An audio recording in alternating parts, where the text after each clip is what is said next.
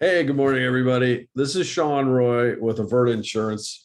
I'd like to take a minute and make this video for you guys regarding walking through the CalChoice employee application. It comes back about half the time filled out correctly. So I thought I'd provide this video to help everybody get some questions answered. Let me pull up the app and we'll walk through it together. Let's see. Okay. So here you can see the application. Zoom in just a tick. So depending on your situation, you're going to have to check this box. New business is for a brand new group. So unless this is a brand new group, you do not need to check that box. Odds are you're going to be a new hire. So you're going to select new hire. Okay, right there. If you are adding coverage at the time of the group's renewal, you're going to check new renewal. Okay, and that way this application gets processed. It just goes right along with the group's renewal, their annual renewal, and you're good to go. If you have a qualifying triggering event, like let's say you were on your spouse's policy and they lost their coverage, so that means you lost your coverage, you can check this box and you can get enrolled with the next first of the month enrollment date.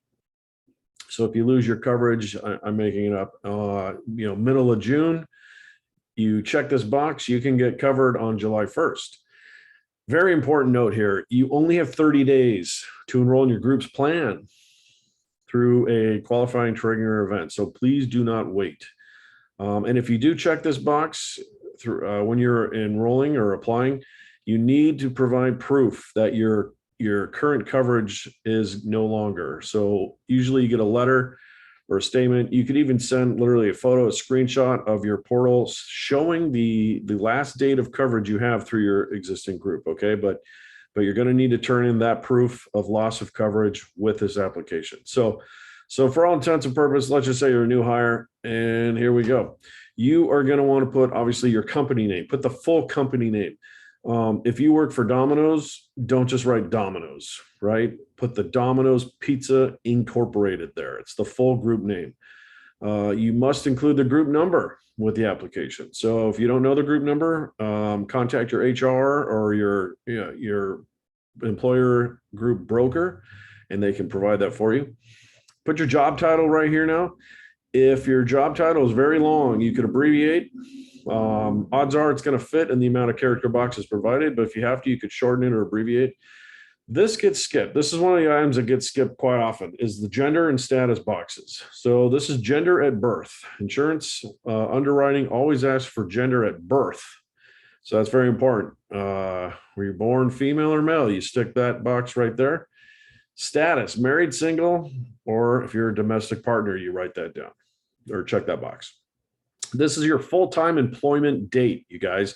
This is not your birthday or today's date. This is the date you became a full-time employee. If you were originally hired as part-time and you became full-time down the road, you put the full-time date. Okay, that's very important. This is where you're going to put your last name and your first name. Over here on the right, your social security number, your middle initial. This is where you put your date of birth. Again, sometimes these dates come in as the hire date or today's date. So just read this carefully. It's date of birth goes right there. You're going to want to include, very important, your phone and email. Okay, this is in case underwriting has questions and we need to validate some info on your application. You're going to want that there. By the way, this entire application is HIPAA protected. It's confidential. The only people that see it are literally your HR manager, your insurance broker for employee benefits, and underwriting. That's it. So it's very private, very confidential. You're good to go. Moving down, you're going to want to put your physical address. This is where you live. Okay, so where you live, you put that down. This determines your plan. You need to include your county and your zip code. That's very important on this application. If you get your mail somewhere else, that's totally fine. Just indicate your mailing address. This is where your ID card is going to be mailed. So if you're living at one address, but you want your ID card going to another place, you put that there, okay? To enroll in benefits, you can, depending on your employer's sponsored plans, if life is included, you could check life, or you can just go with medical or dental or vision or all of the above. Whatever you want to elect in, That's the boxes you check. So for today, I'm just going to put medical and dental. I'll just put vision also. Why not? So over here, next door to that, you're going to want to include your spouse's information. Okay, pretty simple. You're going to want to see what your spouse and domestic partner would like to enroll in. You check the boxes appropriately. Same thing with children, dependent children. Are they medical? Are they dental only? Are they medical and dental and vision? Are they vision only? You check the appropriate boxes. Regardless, we need their last names and their first names here. We need the relationship to the employee, right? For spouse or domestic partner there. For child, odds are it's going to be son or daughter. We need everybody's social security right here. So please include that. We don't want to have to track you down and delay your application. Again, this is gender at birth. So your spouse and domestic partners, gender at birth, same thing with your children. Here's where you include their date of birth, these 4 boxes here for however many dependents you have. We need to know if your children are disabled. That's a big deal. So please indicate yes or no if they're disabled. If you have more than 3 dependents, see this little section right here? I'm going to highlight this for you guys. Please complete section A and B on an additional application. Okay, so that's all, just A and B. That's the page the section we just went through, along with this section, enrollment information for the more dependents you have. So if you have 6 kids, only 3 fit here, you're going to have to complete sections A and B for your other 6 children. For your other 3, okay? Very important there, you guys. This next box is for COBRA applicants only. It's very rare this part comes in, but if this applies to you, please fill it out correctly. Again, this is the date of qualifying or triggering event. This is not today's date or the start date.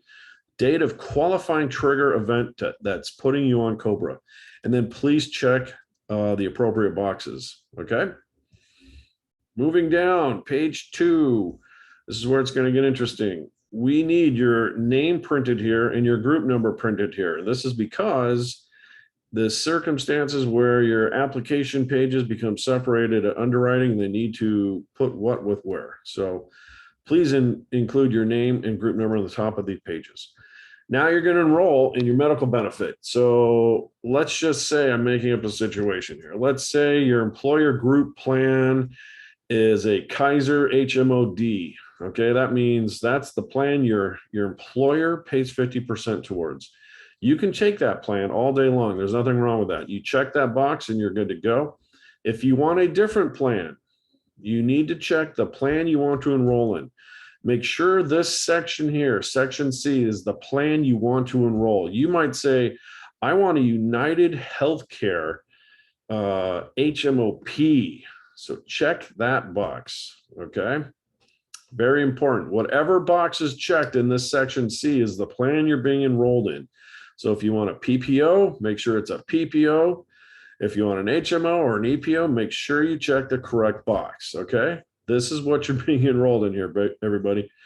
So scroll on down a little further. This is for the primary care physician. This is if you have an HMO.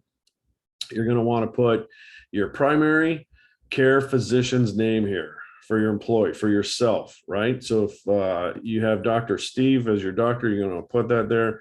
Are you a current patient? Yes or no. His or her provider ID number. You might have to Google and look up your doctor for that, as well as the city, the provider city. Where is the doctor office? You can check here, check this box if you like your health plan to assign you a primary care physician. There's nothing wrong with that. It's actually very simple to do. The plan, the carrier you're enrolled in will provide a primary care physician for you. You can always change that down the road. You log into the CalChoice website and make the change. It takes about 30 days. So if you're seeing the doctor tomorrow, you know, and you do this today, it's not going to happen. So give yourself about 30 days to make that change. Very important here. I'm going to highlight this for you guys. Okay. This gets overlooked pretty often. A primary care physician, PCP, is not required for Kaiser Permanente, EPO, and PPO benefit plans. Okay, so if you're enrolling in Kaiser, you do not need to check the box or write the information down for your primary care physician. Same with EPO or PPO, okay?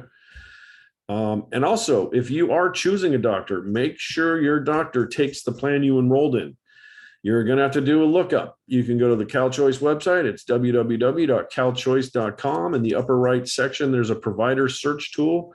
It walks you through it. It's very simple. If you don't want to do that, you can even call your current doctor and say, hi, I'm enrolling in this plan. Do you accept my plan? That's how you're going to want to choose your doctor. Don't choose a doctor thinking it's assumed that he will take your plan, because maybe they do, maybe they don't. Optional benefits, moving right down. This is for life. If your employer is included life as an available option, you complete this. If not, you skip it. It's pretty simple, straightforward. Last name, first name, middle initial. This is for your beneficiary. So you might want to put your spouse here or your children, whatever it is. We're going to need date of birth in relation to you. So for example, you might put your wife's here, her middle initial, her birth date, and indicate spouse. Okay. Percentage of the benefit. If it's 100%, you put that and you put primary. If you have two beneficiaries, the percentage, as long as this equals 100, you're good to go. So you could put 80% for your primary and 20% for a secondary, or whatever, 50-50.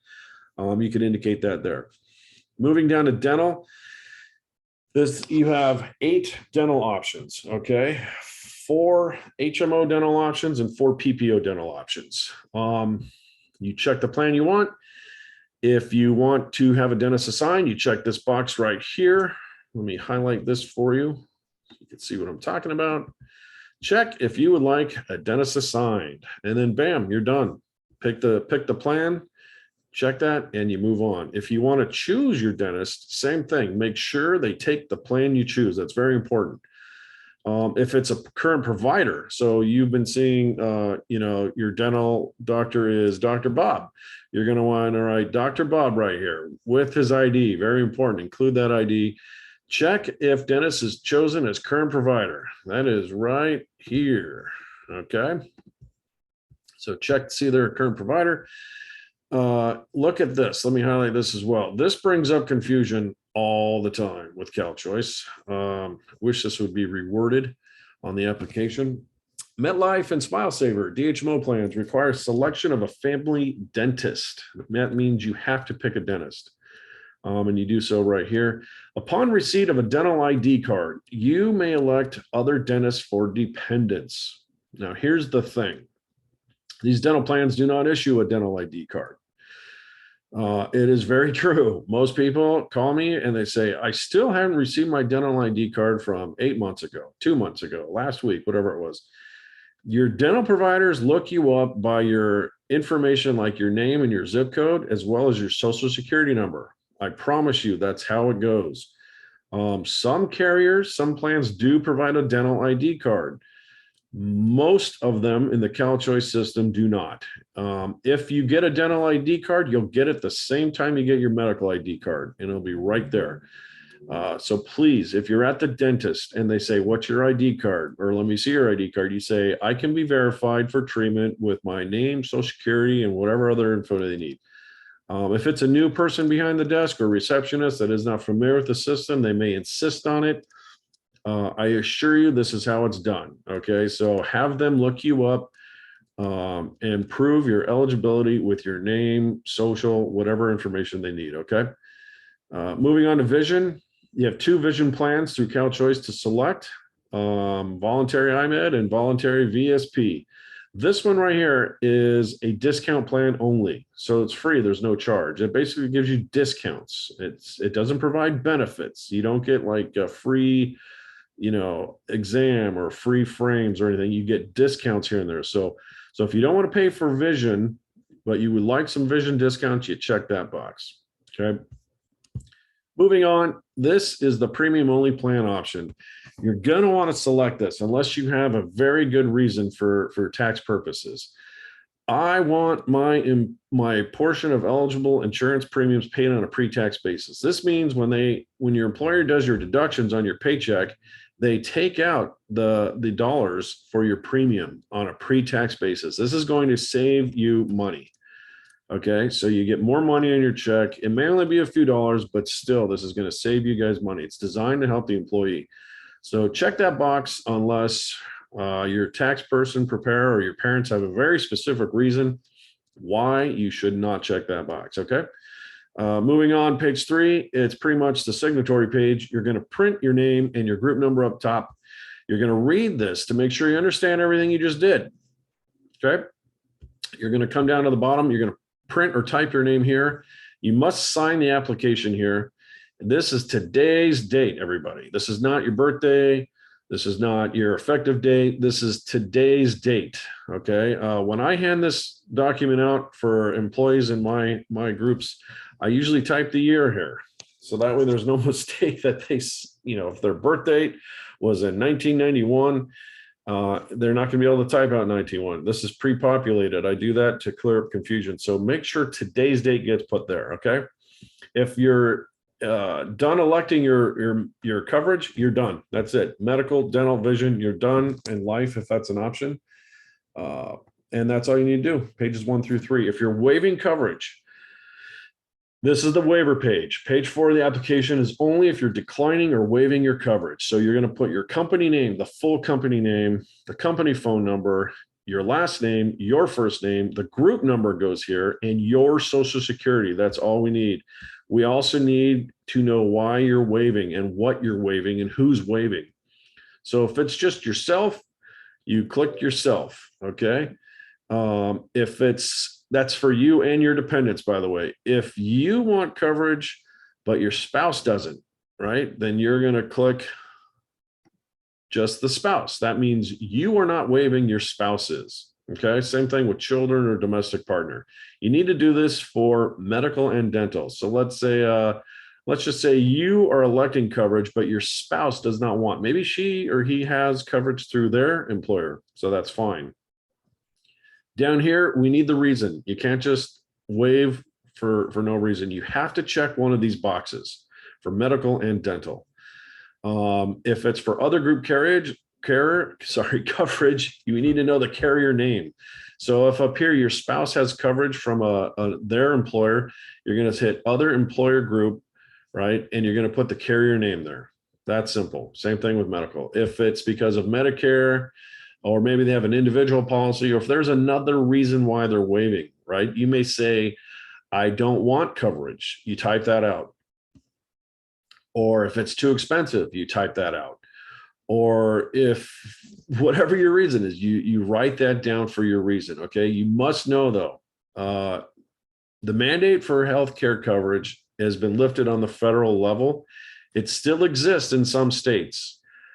California, for example, right? Governor has made it required in the state of California that you have medical insurance. So there are penalties if you do not have coverage. Okay. Check with your tax boards, your insurance division websites. You can contact your broker or me, and I could totally explain the benefits, but they're expensive. So if you're choosing not to have coverage just because you don't want it, now that you're an employee, this information gets turned in. So now you're on the radar and you will receive penalties. So make sure, like I said, make sure your coverage that you're selecting is affordable for you and your situation. I can always help you. I'm more than happy to help pick a plan. If you're waiving because, like I said, you're on your parents' plan or spouse's, this option may be less expensive. So check out your quotes here in the worksheet and compare it to what your parents are paying or what your spouse is paying. And I'm telling you, 9 out of 10 times it's less expensive here. So if you're waiving, make sure you read and understand all this. You're going to want to sign your name, print, and today's date. Again, for all my customers, I type out the 2022 here or the year so that they don't confuse us with the birth date or start date. And that's it, you guys. That's all we need. If you're waiving, I just need page 4. If you're enrolling, I need pages 1 through 3. The last page, page 5, is literally just for your own information. So just go and read through that.